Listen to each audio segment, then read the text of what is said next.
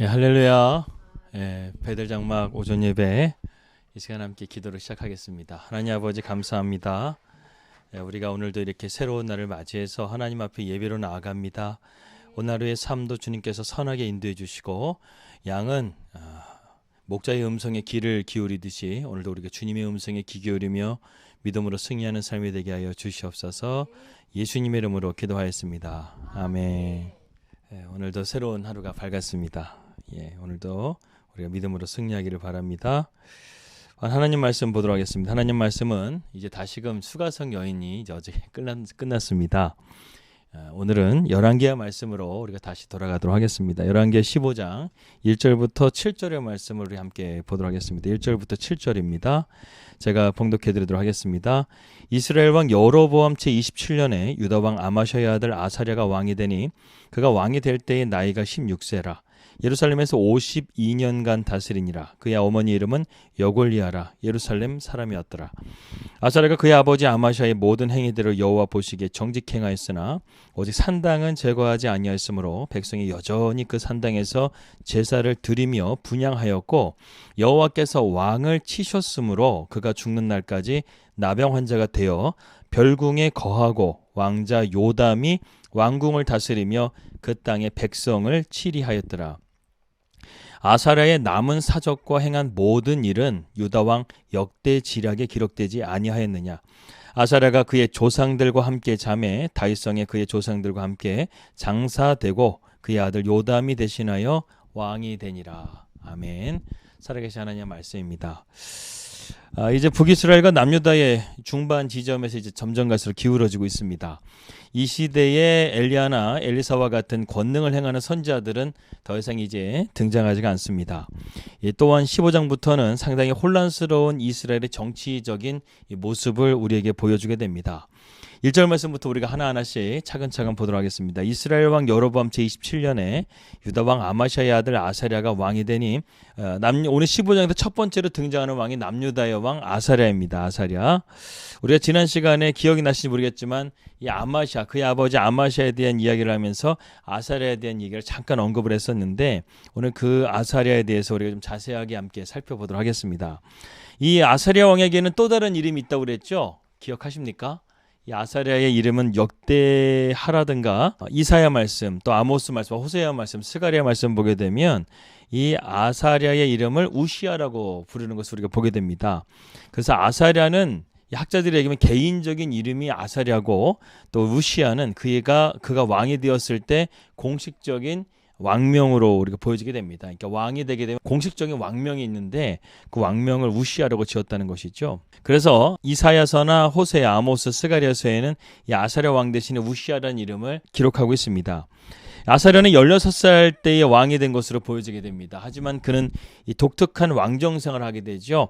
보통은 아버지가 죽어야지만 왕이 되는데 이 아마샤가 북이스라엘 왕 요아스에게 전쟁의 포로로 끌려갔다가 그의 아들 아사랴가 왕이 되게 됩니다. 그런 가운데서 요아스 왕, 북이스라엘 왕 요아스 왕이 죽게 되자 아마샤가 다시금 돌아와서 그의 아버지와 함께 아사랴가 왕의 통치를 함께 하게 되는 이 공동 정치를 하게 됐다는 것이죠. 공동 정치를 하게 됐다는 것을 우리가 볼 수 있습니다. 그래서 이 아사랴 왕은 52년이라는 통치 기간이 가장 긴 왕이었지만 여기에 아버지와 함께 통치한 기간까지 합치게 되면은 뭐 그렇게 긴 기간은 아니었다는 것이죠. 여기서 여로보암 27년이라는 것은 이제 아마샤 왕이 죽고 아사랴가 단독으로 통치되었다는 시작점을 말하고 있는 것이죠. 2절의 말씀입니다. 그가 왕이 될 때의 나이가 16세라 예루살렘에서 52년간을 다스리니라. 그의 어머니의 이름은 여골리아라. 예루살렘 사람이더라. 여기서 남유다 왕을 소개할 때 공식적인 문구가 항상 있죠. 거기에 보게 되면 항상 어머니의 이름이 기록되는 것을 우리는 보게 됩니다. 북이스라엘에서는 이러한 이름이 기록되진 않아요. 남유다 왕을 기록할 때는 항상 어머니의 이름이 기록되어지는데 여기서 이름 같은 거 보게 되면 우리가 저 뜻은 과연 무엇일까 하는 생각이 들 때가 있지 않습니까? 여기서 이 아사랴의 어머니의 이름은 여골리아. 그 뜻은 여호와는 능력이시다. 그리고 여호와는 승리하신다. 이런 뜻을 가지고 있습니다. 여골리아 가끔가다 보게 되면요, 이거 기도할 때 방언으로 기도하고 싶을 때는요 이렇게 뭐 여골리야 뭐 이렇게 하기도 우시야 우는 또 여호와께서 또 여호와는 강하시다. 이 우시야가 여호와는 강하시다 이런 뜻이거든요. 그러니까 여골리야 우시야 해도 방언 기도가 되지 않을까 하는 생각이 듭니다. 아무튼 이름이 너무 좋죠. 여골리야. 그의 어머니 이름이 여골리야. 여호와는 능력이시고 여호와는 승리하신다. 이러한 이름처럼 여러분들의 삶이 여호와는 능력이시고 여호와는 승리하시는 삶이 되시기를 축복합니다. 3절의 말씀 보겠습니다. 아사랴가 그의 아버지 아마샤의 모든 행위대로 여호와 보시기에 정직히 행하였으나, 이 3절의 말씀은요, 그의 아버지 아마샤의 어떤 평가와 상당히 좀 닮았습니다. 그도 처음에는 긍정적인 평가를 받았지만 나중에는 부정적인 평가로서 마치게 된다는 것이죠. 오늘 본서에서도 보게 되면 아사랴의 업적을 엘랏을 건축한 것으로 간략하게 설명하고 있습니다. 그런데 역대하 26장에 보게 되면 우시야 왕으로 이렇게 설명된 아사랴 왕에 대한 이 업적이 상당히 많은 것을 행했던 왕으로 보여지게 됩니다. 상당히 강력한 왕으로 역대하에서는 묘사하고 있다는 것이죠. 사실 이스라엘이 솔로몬 시대 이후에 분열 왕국이 되어지게 되고 그들이 우상을 섬기게 됨을 통해서 나라의 국력이 쇠락하게 됩니다. 그래서 가나안 족속이나 이방 족속들이 계속해서 땅을 잃어버리고 있는 상황이었었는데, 특별히 아람 왕 하사엘 같은 경우에는 남유다와 북이스라엘이 공동으로 이 이스라엘을 유린했던 왕으로 상당히 유명합니다. 그런데 북이스라엘 왕 여로보암 2세와 이 남유다 아사랴가 통치했던 이 기간에는요, 그야말로 두 나라가 막강한 국력을 회복함을 통해서 솔로몬 시대의 영토를 거의 다 회복했다라고 말하고 있어요. 역다에서 보게 되면 아사랴는 하나님의 도우심으로 블레셋과의 전쟁을 해서 여러 성들을 회파했고 아라비아 사람들과 마온 사람들을 쳐서 승리했고 심지어는 암몬까지 정복해서 그들로 하여금 조공을 바치게 했다는 것이죠. 그렇게 지긋지긋하게 자기들을 괴롭혔던 이 아람 족속, 암몬 족속을 이 남유다의 왕 아사랴 때 그들을 정복해서 그들에게 조공까지 바치게 됐던 하나님의 놀라운 은혜를 그들은 받게 되는 것을 보게 됩니다. 그래서 이 아사랴의 명성이요, 애굽에까지 이르게 되었다. 역대의 말씀 보게 되면 이렇게 되어져 있습니다. 그리고 그는 예루살렘의 성문들과 망대를 짓고 성을 견고하게 하였고 여러 관계시설들을 만들어서 농업을 장려해가지고 상당히 역대에서는 훌륭한 왕으로 평가받고 있어요.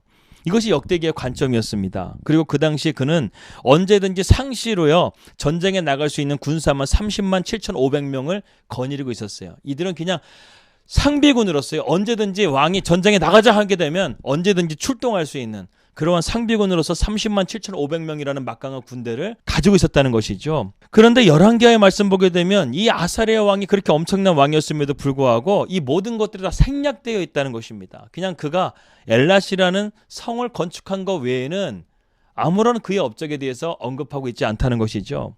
여기서 열왕기 기자가 말하고 있는 정직함이라는 것은 과연 무엇일까요? 그가 여호와 보시기에 정직하게 행하였으나 이렇게 말하는데, 하나님 보시기에 정직하게 행했다는 것은 과연 무슨 뜻일까요?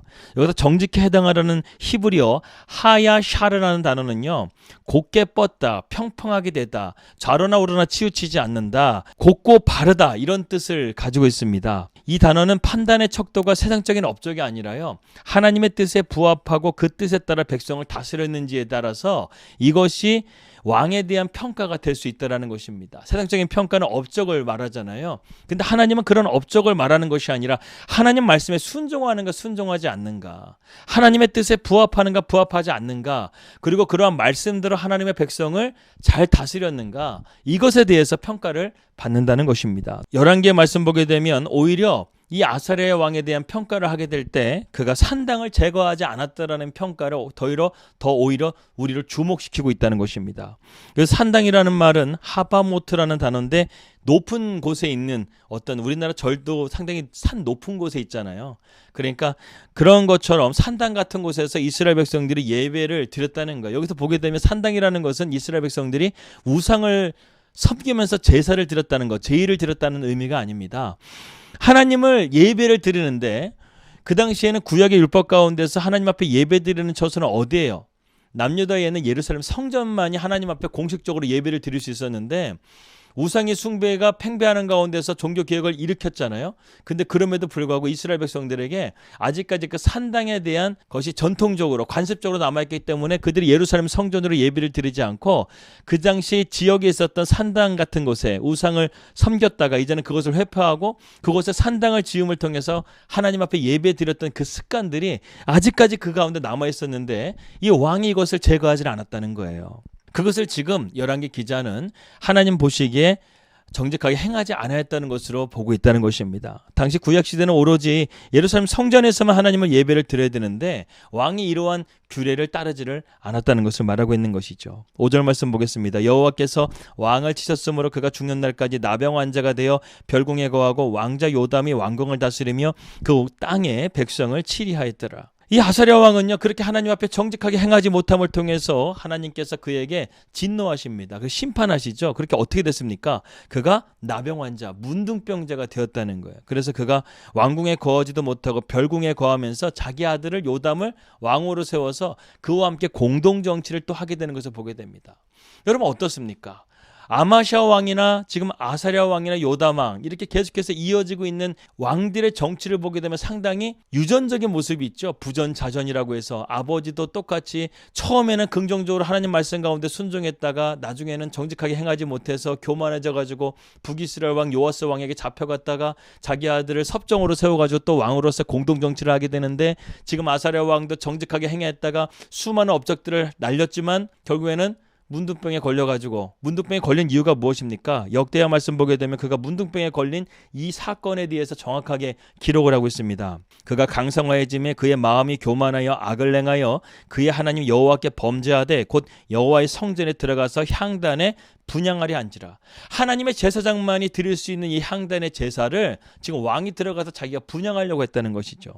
17절 말씀 제사장 아사랴가 여호와의 용맹한 제사장 80명을 데리고 그의 뒤를 따라 들어가서 18절 우시아 왕 곁에 서서 그에게 이르되 우시아여 여호와께서 분향하는 일이 왕이 할 바가 아니요 오직 분향하기 위하여 구별함을 받은 아론의 자손 제사장들만이 할 바니 성소에서 나가소서 왕이 범죄하였으니 하나님 여호와께서 영광을 얻지 못하리이다.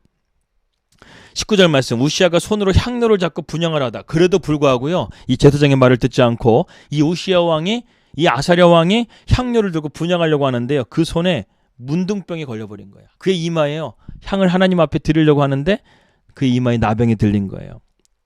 우리는 이렇게 생각을 합니다. 아니 그가 정말 하나님 앞에 예배를 드리려고 제의를 드리려고 우상을 섬긴 것도 아니고 하나님 앞에서 향을 드리려고 했는데 왜 하나님께서 그렇게 진노하셨는가? 여러분 우리가 이것을 알아야 돼요. 하나님은요 질서의 하나님이세요. 절대로 우리가 우리의 열정이 하나님의 질서와 하나님의 말씀보다 앞서면 안 된다는 것이죠. 주님보다 앞서지 않고 온전히 주님 앞에 나의 삶을 드린다고 말씀하고 있어요. 말씀 앞에 우리가 순종하지 않는 이상 우리의 열정과 우리의 그런 열의가요 아무런 소용이 없다는 것이죠. 우리는 먼저 하나님의 말씀 가운데 순종하는 하나님의 말씀의 사람들이 되어야 한다는 것입니다. 그런데 이 우시아 왕은 어떻게 했어요? 하나님의 말씀을 무시한 거예요. 레위기의 말씀에 나오는 이 하나님의 제의에 대한 말씀을 무시하고 있는 거예요. 그래서 어떻게 됐습니까? 그의 이마에 나병이 생겼다는 것이죠. 즉 아사랴는 하나님의 정하신 규례를 무시했기 때문에 결국엔 하나님의 진노를 자초하게 된 거예요. 문둥병에 관한 규례는 레위기 13장에 자세하게 나오고 있습니다. 거기에 보게 되면 문둥병은 부정한 자로 간주되어져서요 공동체로부터 격리 수용하게 됩니다. 그러므로 하나님의 심판을 받아 문둥병자가 된 아사랴 왕 역시 그의 모든 부귀와 영화를 하나님께서 순식간에 다 걷어가 버리셨은 거예요.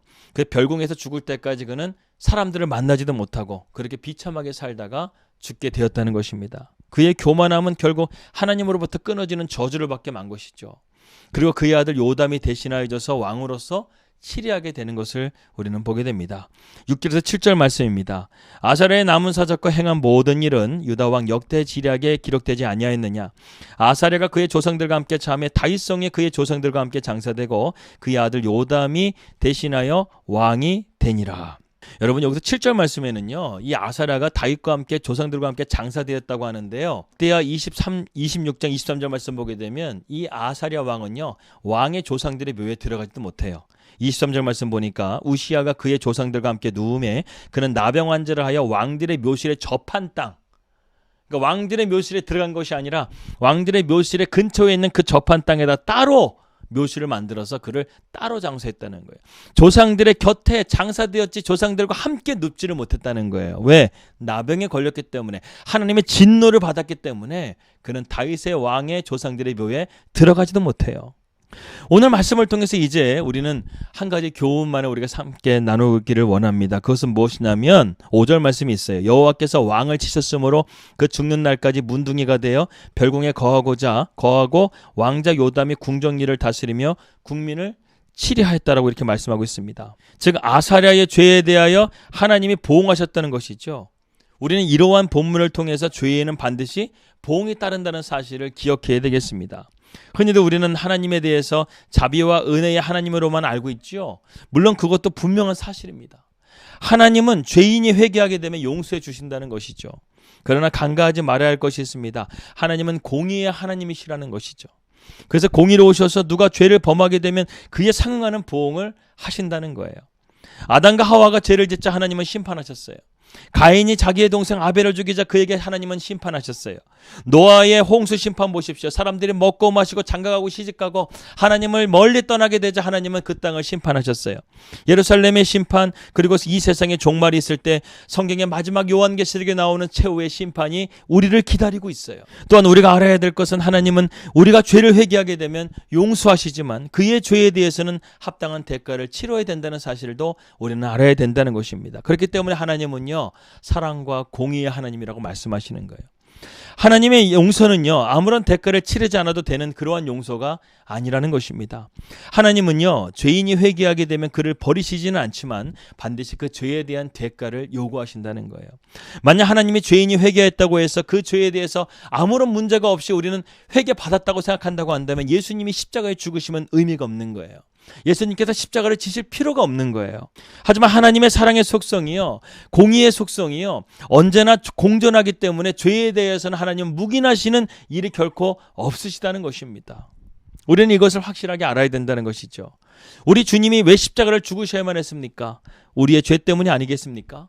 죄인이 회개할 때 하나님의 은혜와 자비로 용서만 하신다고 한다면 주님은 십자가를 지실 의미가 없다는 거예요. 필요가 없다는 거예요. 그런 고통스러운 십자가를 지실 필요가 없다는 것입니다.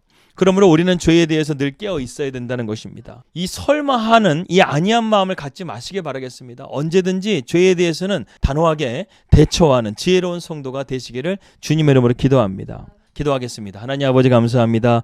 오늘 말씀을 통해서 우리가 이 아사랴의 삶에 대해서 함께 나누었습니다.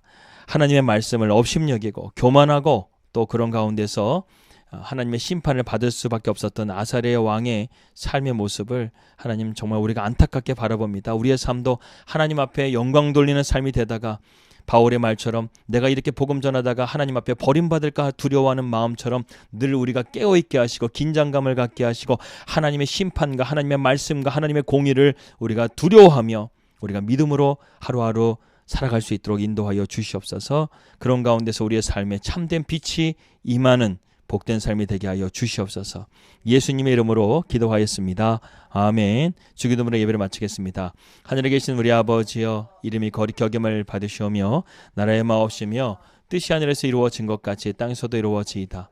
오늘 우리에게 일용할 양식을 주시옵고 우리가 우리에게 죄진 자를 사해 준 것 같이 우리들을 사해 주시옵고 우리 시험에 들게 하지 마옵시며 다만 악에서 구원하옵소서. 대개 나라와 권세와 영광이 아버지께 영원히 있사옵나이다. 아멘.